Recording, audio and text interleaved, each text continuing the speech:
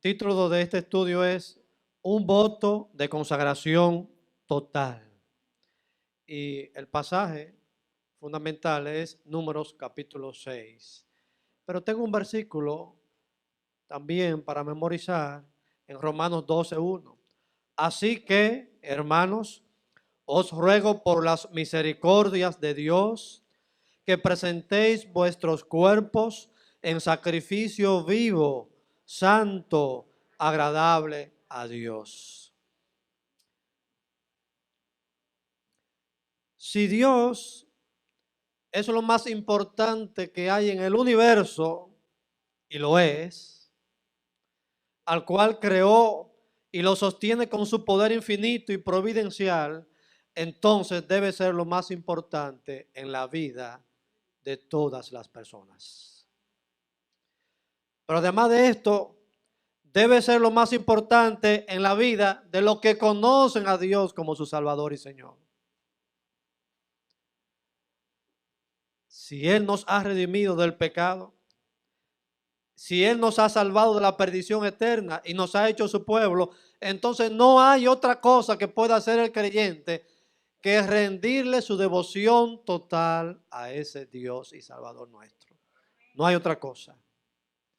La consagración de la tribu de Leví para el sacerdocio, de lo cual habla el libro de Éxodo, el libro de Números y Levítico también, es una ilustración de la consagración al servicio del pueblo de Dios. Pero Dios también desea la consagración personal y voluntaria de aquellos que sienten la necesidad o el deber de hacerlo. En el capítulo 6 de Números, Dios dio instrucciones para un voto personal llamado nazareato. No lo confunda con Nazaret, que es la ciudad donde nació Jesús. Eso es otra cosa. El nazareato era el voto que una persona hacía voluntariamente para consagrar su vida entera a Dios.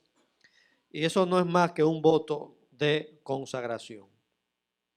En primer lugar, vamos a pensar en el voto del nazareato. ¿Qué era el nazareato o el voto de Nazareo? La palabra nazareo procede de una raíz hebrea que significa separar. ¿Se acuerdan que comenzamos estos estudios hablando de la palabra griega hagios y de una hebrea llamada kadosh? Que todas las dos significan separación o dedicación. El nazareato es lo mismo. Es un voto de separación, un voto de dedicación, un voto de consagración a Dios. En el Antiguo Testamento aparecen objetos, lugares, dinero, personas y ofrendas que son apartadas, que son separadas exclusivamente para el uso de Dios. Todo lo que uno aparta para el uso exclusivo de un propósito, eso es consagrado. Y si hablamos de algo que podemos apartar o dedicar para Dios, que puede ser dinero, que puede ser casa, que puede ser carro, que puede ser ropa, pero que puede ser también tu vida y la mía, eso se llama consagración. El voto, conocido como nazareato, era voluntario, excepto en algunos casos. En el caso, por ejemplo, de Samuel, el niño Samuel, su mamá lo ofreció en consagración a Dios, desde antes de nacer incluso. Sansón fue dedicado a Dios por el ángel que se le apareció a su madre y después a su padre y le dijo, ese niño será nazareo desde el vientre de su madre y no debe comer esto, no debe comer aquello, ni beber lo otro, ni cortarse el cabello, etc. También Juan el Bautizador, me gusta decir bautizador porque bautista es un apellido, bautizador es mejor, que fueron dedicados a Dios desde antes de nacer. Ellos no tomaron la decisión, la tomaron sus padres, pero vale, es una consagración o nazareato. Generalmente el voto de nazareato se hacía por un periodo de tiempo limitado. La Misná, uno de los libros hebreos que es antiguos, que existen todavía, habla de nazareato por 30 días. Yo me consagro a Dios por 30 días. En esos 30 días no va a beber vino, ni sidra, ni esto, ni aquello, ni va a cortar el cabello, etcétera, etcétera. Terminado el tiempo, se acabó el voto de consagración. Pero había los que hacían un voto de consagración por un año y otros lo hacían por toda la vida. Ese me gusta más.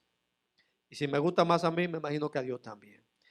En algunos casos, ya citado, el voto era para toda la vida. Pero todos los votos tienen sus reglas. Y la Biblia enseña en Números capítulo 6 que habían reglas establecidas por Dios para los que hacían el voto del nazareato. En primer lugar, los que asumían el voto de nazareato no podían beber ni comer del fruto de la vid. La vid, ¿verdad?, es el árbol que da las uvas. Y de las uvas se hacen bebidas, se hace el vino y se hacen bebidas fermentadas que pueden producir borrachera. Así que eso incluía vino, vinagre, licor de uvas, uvas frescas o secas. En otras palabras, el que hacía un voto de consagración era un nazareo, no podía comer ni beber nada de las uvas. Nada que subir, ni las uvas, ni frescas, ni secas, ni lo que se haga con eso. Dice número 6, versículo 1, 2 y 3. Habló Jehová a Moisés y le dijo: habla a los hijos de Israel y diles, el hombre o la mujer, porque también había mujeres que podían hacer votos de consagración. El hombre o la mujer que se aparte haciendo voto de nazareo para dedicarse a Jehová, se abstendrá de vino y de sidra. No beberá vinagre de vino, ni vinagre de sidra, ni beberá ningún licor de uvas, ni tampoco comerá uvas frescas ni secas. Así que en Navidad no coma uvas. Coma manzana, pero uvas no. Hay varias interpretaciones, ni pasas. Todo eso está relacionado. Hay varias interpretaciones relacionadas con el porqué de esa prohibición. Pero evidentemente el asunto era mantenerse sobrio.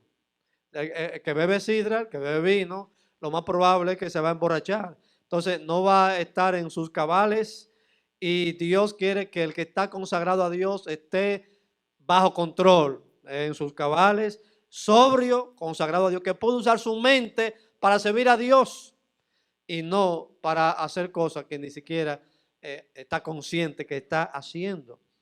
Las bebidas fermentadas tienden a emborrachar y en ese estado una persona pierde el control de sus emociones y de su capacidad racional. Y una gente así hace cosas increíbles.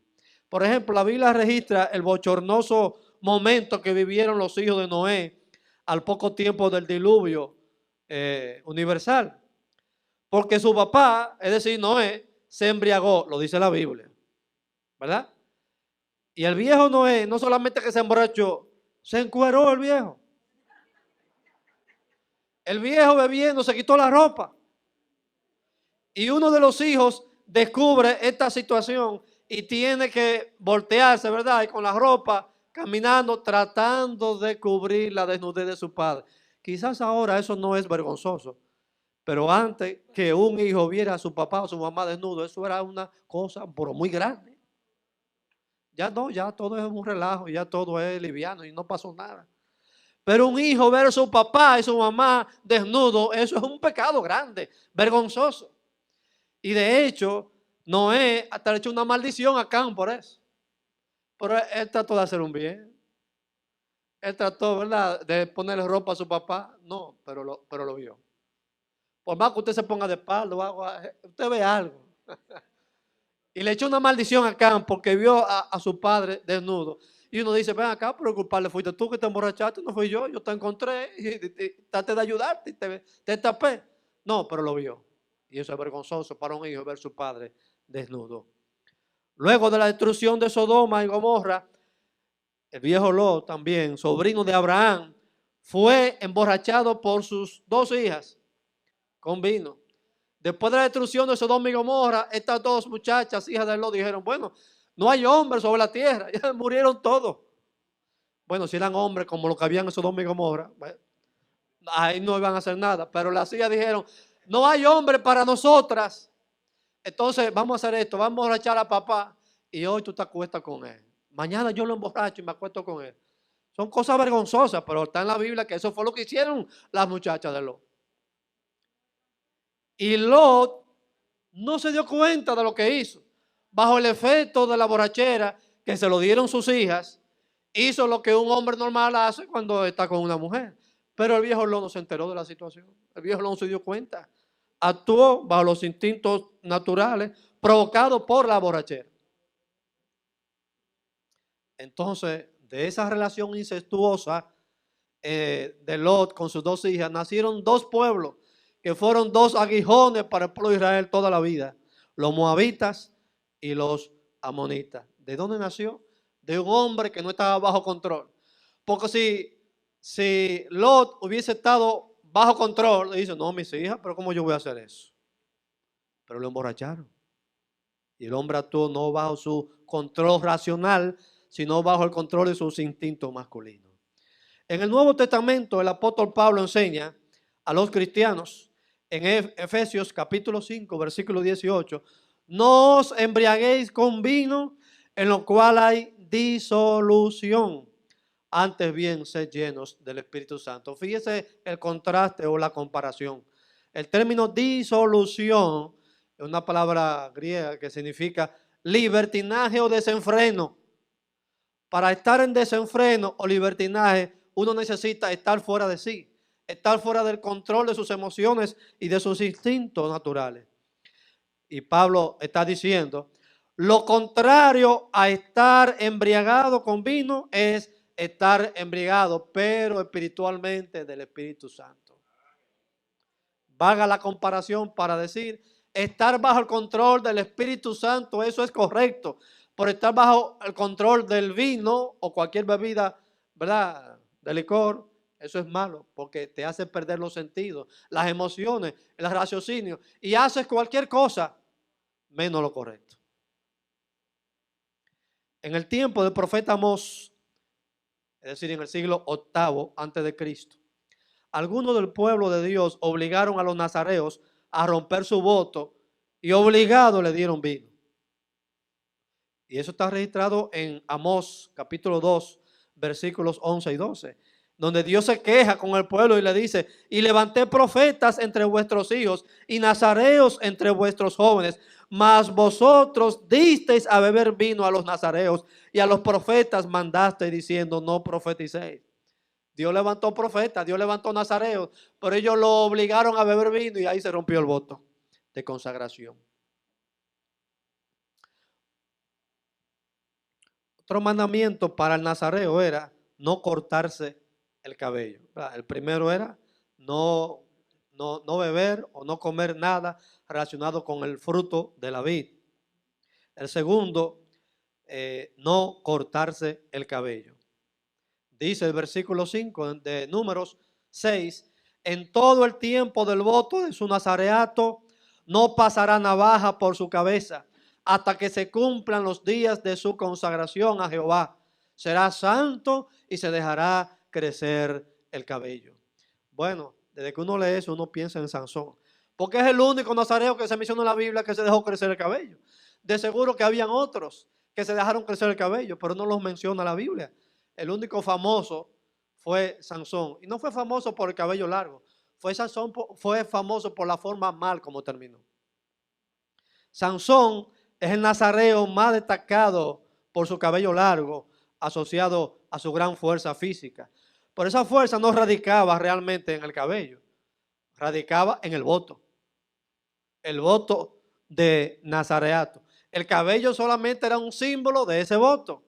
Pero si te cortas el cabello, quiere decir que rompiste el voto, por lo tanto se iba la fuerza. Ahora, en el Nuevo Testamento, la fuerza de los creyentes no es el cabello largo, sino el Espíritu Santo. Y ahí es que está el asunto de la vida cristiana. No se dice de otro bajo el mismo voto, o sea, de otro como Sansón, que tuviera la fuerza física de Sansón.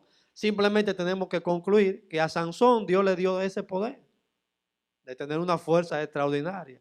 Posiblemente no le dio ninguna fuerza extraordinaria a Juan el Bautizador, que también era un nazareo, o a otros personajes de la Biblia. Dios le dio esa fuerza a Sansón para matar a los enemigos de Israel. En el caso de los cristianos, ya dije, nuestra fuerza está en el Espíritu de Dios. La tercera prohibición que tenía que ver con el nazareato tiene que ver con no contaminarse por un cadáver. El que estaba consagrado a Dios no podía acercarse lo suficiente a un cadáver como para tocarlo, porque quedaba contaminado y quedaba roto su voto. El cadáver es símbolo de putrefacción y por lo tanto es símbolo de corrupción y de pecado. El nazareato es símbolo de consagrado a Dios. Por lo tanto, no toque un muerto, porque eso significaría contaminarte con el pecado. Pero Sansón desbarató todo eso, porque mató un león y después vino y comió miel. Él rompió todos los estándares de un nazareo. Sansón rompió todos los estándares del nazareato. Dice en versículo 7, durante todo el tiempo que se aparte para Jehová, no se acercará a persona muerta, ni aun por su padre, ni por su madre, ni por su hermano, ni por su hermana podrá contaminarse cuando mueran, pues la consagración de su Dios lleva sobre su cabeza. Hasta eso lo rompió Sansón. Según se explica en el capítulo 5 de Números, cualquiera del pueblo que tocase un muerto era expulsado del campamento, porque quedaba impuro ceremonialmente y no podía quedarse con el pueblo ni acercarse al tabernáculo. Lea el capítulo 5 de Números y usted va a ver todo ese detalle. Un cuerpo muerto representa la contaminación y la corrupción moral y espiritual del pecado. Y un nazareo está consagrado a Dios, y un cristiano también debe estar consagrado a Dios. Leyendo la historia de Sansón en el libro de Jueces, de los capítulos 13 al 16, uno se da cuenta que Sansón usó mal siempre ese voto de nazareato. Si usted lee bien capítulo 13, 14, 15, 16 del libro de Jueces, mire, se casó con una mujer filistea, comenzó mal, porque era una mujer fuera del pueblo de Dios. Los padres dijeron, pero mi hijo, es una mujer del pueblo gentil, no es del pueblo de Dios. ¿Y qué dijo Sansón? Búsquenmela porque esa es la que me gusta. Así está en la Biblia, así lo dice. Esa es la que me gusta. Entonces llevó a los padres allá a hablar por la muchacha. Y ya usted sabe por ahí. Porque él actuaba era por lo que le gustaba, no por el voto de nazareato. Si sigue leyendo la historia de Sansón, en uno de esos viajecitos que dio a los filisteos, se acostó con una prostituta, como si nada. Pues ven acá, muchacho, tú no estás consagrado a Dios. Pero no, él vivía, él hacía lo que él quería. Aún bajo el voto de consagración. Hay gente así. Son creyentes, van a la iglesia, pues ellos hacen lo que ellos quieren. Eso no es voto de consagración. Un nazareo está consagrado a Dios, no debe tocar un cadáver, no debe casarse fuera del pueblo de Dios, no debe actuar como actuó Sansón. Finalmente Sansón le entregó su corazón a una gentil, a una tal Dalila, ¿verdad? Y esa mujer fue más inteligente que Sansón porque le sacó su secreto. Y se lo entregó al enemigo y le sacaron sus ojos y terminó mal. Oiga, ¿qué forma de terminar un hombre consagrado a Dios? Eso da hasta vergüenza, pero está en la Biblia. Un consagrado a Dios puede terminar bien si no respeta su voto. Un cristiano puede terminar mal si no respeta su condición de cristiano comprometido con la santidad de Dios. La lección es que un voto por sí solo no nos hace santos ni más espirituales que los demás. Solamente porque usted haga un voto, eso no lo hace más cristiano, ni más espiritual, ni mejor que nada, que todos los demás. Es cumplir el voto el asunto. Cumplir el voto de consagración. Sansón demostró que no era santo ni sabio. Una mujer filistea de la que él se enamoró perdidamente fue más astuta que él. Descubrió su secreto y terminó en manos de sus enemigos. ¿Qué forma de terminar un cristiano? ¿Qué forma de terminar uno que dice que ama a Dios y que está consagrado? Que Dios nos libre de terminar así. La esencia de todo voto está en el corazón. Y el corazón de Sansón estaba lejos de ese voto del nazareato. La esencia de todo voto está en el corazón y el corazón de Sansón no estaba ni consagrado a Dios ni comprometido a Dios. Aunque externamente tenía las marcas. Cabello largo, Sansón lo tenía. No comía de fruta, de uva y nada de eso. Todo lo tenía. Menos cumplir su voto.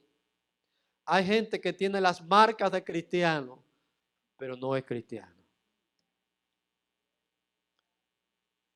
Había en estos días una señora y su hija que fueron al médico y la señora no estaba muy bien de salud y aún así en su estado de salud la señora lo que estaba contando era todo lo que ha gozado en la vida y todo lo que ha hecho, especialmente desde que el marido se murió.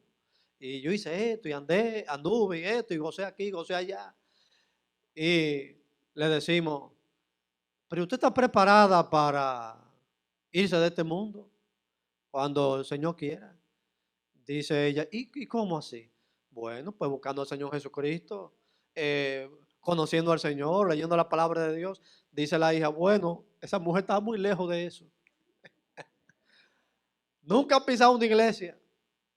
Hay gente así, que aún teniendo las marcas de cristiano, oyendo a la iglesia, no tienen nada en su corazón, no tienen a Jesucristo, no son salvos. Siempre existe el peligro de caer en una santidad exterior para la vista de los demás, pero en el interior ser otra cosa distinta. Eso no es santidad, eso es falsificación de espiritualidad. Y eso no vale, porque Dios quiere consagración verdadera. Esa santidad es falsa, porque no se basa en un corazón dedicado a Dios, sino en reglas y apariencias de santidad que solo la gente ve, pero no tiene ninguna correspondencia con un corazón dedicado realmente a Dios. Procuremos que nuestro corazón esté primeramente dedicado a Dios y entonces podemos hacer un voto verdadero de consagración. En segundo lugar, vemos en este capítulo 6 de Números, violación o cumplimiento del voto de nazareato. Vemos en primer lugar la violación del voto de nazareato en los versículos 9 al 12. Dice Dios que si por alguna razón se quebrantaba las reglas de su voto de consagración, el nazareo debía hacer algunas cosas para resolver esa situación, purificarse de nuevo. Ese proceso duraba una semana. Al séptimo día tenía que afeitarse la cabeza y al octavo día llevar al sacerdote 2 tórtolas o 2 palominos para ofrenda por su pecado con que rompió el voto. Tenía que hacer ofrenda para poder reconsagrarse. Y dice el versículo 11, el sacerdote ofrecerá uno como expiación y el otro como holocausto y hará expiación por lo que pecó. Además, debía traer un cordero de 1 año como expiación por la culpa, versículo 12, para recomenzar su consagración. Si el voto que había hecho era por 30 días, todo se perdió. Tenía que comenzar de nuevo. Si era por 1 año y le faltaba un solo día, pero rompió el voto porque tocó un muerto o bebió vino, ya eso no valía. Tenía que comenzar de nuevo el primer día, aunque le faltaba uno para cumplir el voto. Y dice William MacDonald, que eso tiene una lección para nosotros los creyentes. Dice William MacDonald, los días anteriores serán anulados, dice el versículo 12, los días anteriores serán anulados por cuanto fue contaminado su nazareato.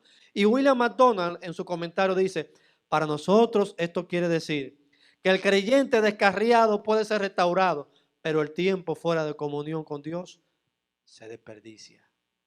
¿Sí? Imagínense que Dios lo libre, que usted se descarría de los caminos del Señor y dura 10 años descarriado. Pero por la gracia de Dios vuelve a Cristo. Esos 10 años se perdieron. Todo lo que pudo haber vivido para Cristo se perdió. Todo lo que pudo haber aprendido de vida cristiana se perdió. Tiene que comenzar de nuevo. Tiene que comenzar como un niño, volver a crecer en las cosas espirituales. Una vez hubo un hombre que siendo joven se apartó de la iglesia y comenzó a vivir una vida mundana a su manera. En esas andanzas tuvo un accidente y estaba para morir. Los jóvenes que le asistieron ya ahí después del accidente oyeron cuando él dijo, háganme este favor, vayan a la iglesia donde yo iba cuando era joven Díganle a los jóvenes que es un mal negocio abandonar a Cristo. Y murió así. No tuvo el chance de volver a la iglesia. No tuvo el chance como de reconciliarse con Dios. No tuvo, pero tuvo chance de mandar mensajes. Díganle a los jóvenes, eso es un mal negocio, abandonar la iglesia y abandonar a Cristo. Los años que vivió se perdieron. Y a menos que ahí se reconciliara con Cristo, se perdió también. El cumplimiento del voto, versículos 3 al 21. Los que llegaban a feliz término de su voto de consagración también llevaban algunas ofrendas al sacerdote a la puerta del tabernáculo. Mencionándolo así rápidamente, tenían que llevar un cordero de 1 año sin defecto como holocausto. Una cordera, mira qué interesante, la única vez que se menciona una cordera hembra, una ofrenda de una cordera de 1 año sin defecto para expiación. Y tercero, un carnero sin defecto como ofrenda de paz. Eso era si cumplía el voto, 30 días, 1 año o el tiempo que lo hubiese hecho. Entonces, el nazareo, después de llevar estas ofrendas, porque cumplió el voto, podía afeitarse la cabeza y echar todos sus cabellos al fuego en el altar. Cumplió su voto. Ahí sí ya podía beber vino, comer uva, secas y frescas y hacer toda esta cosa. Cumplió su voto después de su voto de nazareato. Tercer último punto, el voto, pasemos así a considerar el voto de consagración cristiana. Como Samuel, como Juan el Bautizador y como el Señor Jesucristo mismo, que eran nazareos, la vida entera del cristiano tiene que ser una vida de consagración.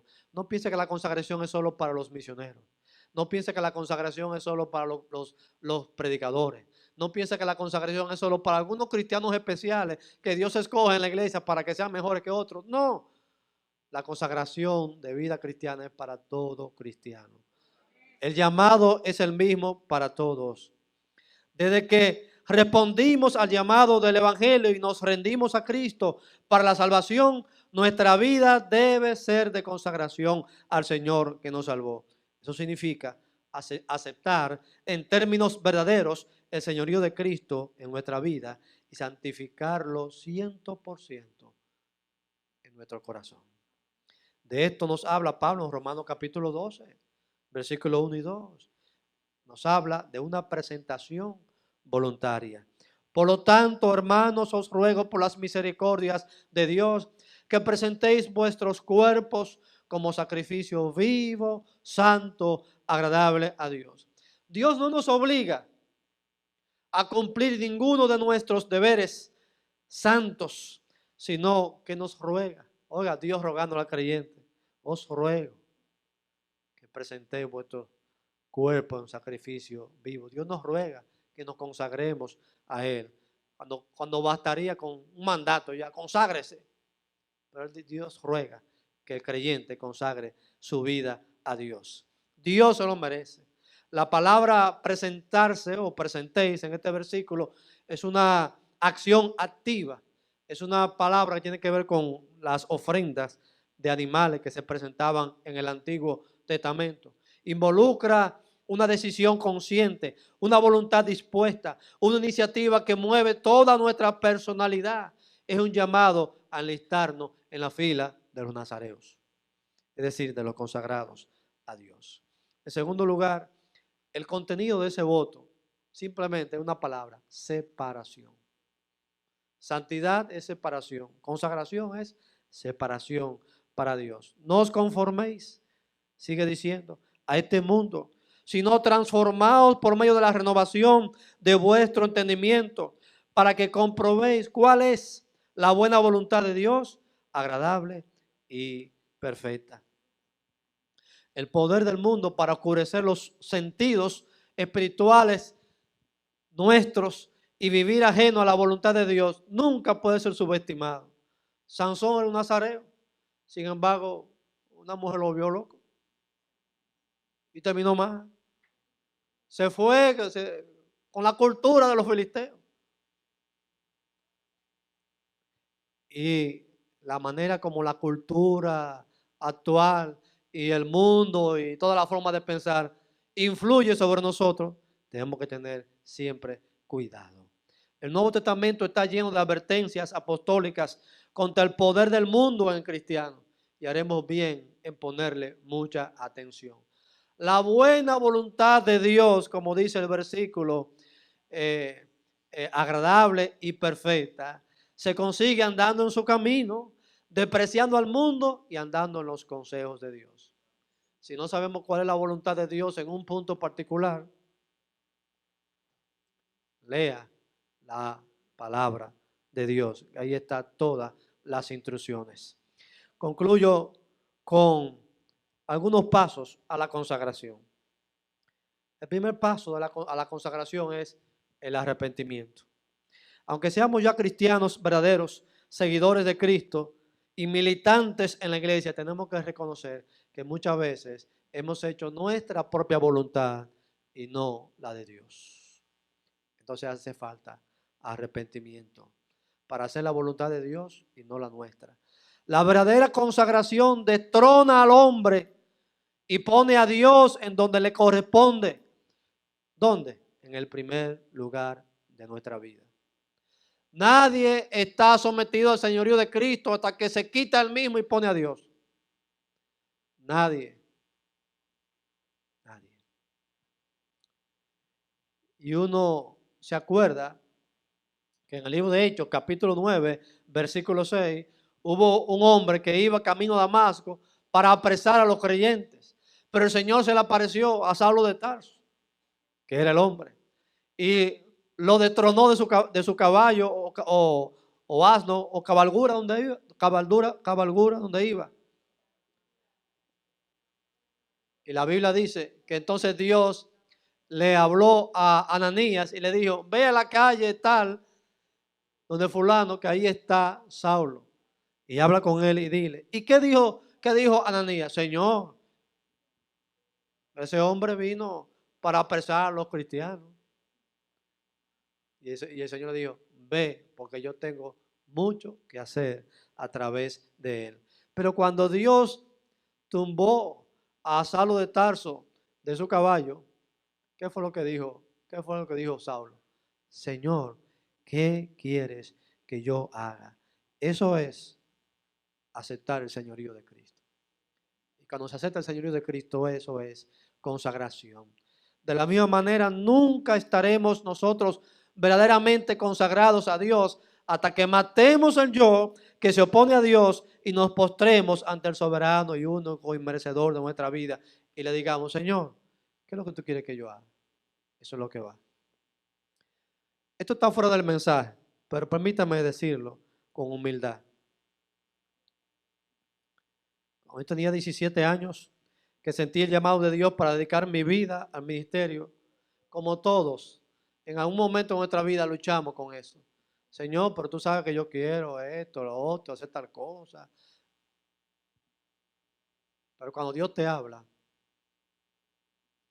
no existe la palabra no. A Dios tú no le puedes decir que no. Le dije, hablé con mi papá y le dije, mire, yo me voy a trancar esta noche en la iglesia que fundó mi papá en Santo Domingo. Y yo voy a pasar la noche entera allá orando porque yo estoy yo estoy turbado, yo necesito saber qué es lo que voy a hacer. Dios quiere que yo me dedique a la obra del Señor, pero uno tiene que estar seguro de eso. Eso no es así. Yo no voy a dormir aquí, voy a dormir en el templo. Y voy a estar ahí toda la noche orando a Dios. Y pasé toda la noche leyendo pasajes de la Escritura, orando. Y cuando salí de ahí a las 6 de la mañana, salí con el sí. Yo, bueno, Señor, no, que yo pensaba que te iba a decir que no, pero no existe esa palabra. Sí, está bien, me voy. Vamos a hacer tu voluntad. Eso es, Señor, ¿qué tú quieres que yo haga? Cuando Dios dice, no hay forma de usted decirle que no. O no es el Señor. Al Señor no hay forma de decirle que no. Si dice que no, le está quitando al Señor el hecho de que es Señor. Y está diciendo que tú eres más que el Señor. Segundo paso es la rendición. Cuando el Señor resucitado se le apareció a Pedro, le hizo una sola pregunta, aunque después se la repitió 2 veces más. Simón, hijo de Jonás, ¿me amas? En el versículo 15 en el versículo 16 y en el 17 de Juan 21, Jonás, hijo de Simón, hijo de Jonás, ¿me amas? Y Pedro le dijo, Señor, tú sabes que te amo. Uno no puede esconder el corazón de Dios. Uno no puede esconder el corazón del Señor. Y las 3 veces el Señor le dijo, apacienta mis ovejas. El Pedro colérico e impulsivo se volvió un corderito manso a la voluntad del Señor. Y el Pedro que vemos en las epístolas es otro Pedro. Es un hombre rendido a Dios. Oh cristiano o cristiana, recibe hoy el llamado de Dios a consagrar tu vida. No tienes que dejarte crecer el cabello. ¿No? Eso no es obligatorio en el Nuevo Testamento. O no tienes que dejar de beber o comer de todo lo que procede de la vida. Ni ausentarte cuando un pariente cercano muere para no contaminarte. No tienes que hacer todas esas cosas. Pero sí tienes que rendir tu corazón a Cristo y comprometerte a servirle y ser un verdadero testimonio de santidad. Robert Murray McCheyne fue un joven que le entregó su vida a Jesucristo. Murió de 29 años. Fue a Irán como misionero. Era escocés. Pero él oraba, Señor, dame Escocia o me muero. Dame Escocia o me muero. Esa era la oración. Y no se conoce o se conocen pocos hombres de oración como Robert Murray McCheyne. Y todo lo que dejó escrito y todo lo que hizo en 29 años. La gente lo adoraba, la gente idolatraba. Y cuando él murió, su papá dijo, Dios tuvo que llevárselo porque me lo iban a idolatrar, me lo iban a dañar. Revolucionó en su tiempo, pero fue un hombre consagrado a Dios. ¿Sabe cuál era la oración de Robert Murray McCheyne? Señor, hazme tan santo como puede ser un pecador perdonado. ¡Wow! ¡Qué oración! Una oración corta, pero poderosa. Señor, hazme tan santo como puede ser un pecador perdonado. Antes de subir aquí, regamos unas hojitas que le he llamado mi voto de consagración total. Dice así esta hojita: Señor, por cuanto eres digno de la devoción de mi corazón, entrego ahora mi vida en total consagración a ti, para obedecerte y hacer tu voluntad, cualquiera que sea mi situación.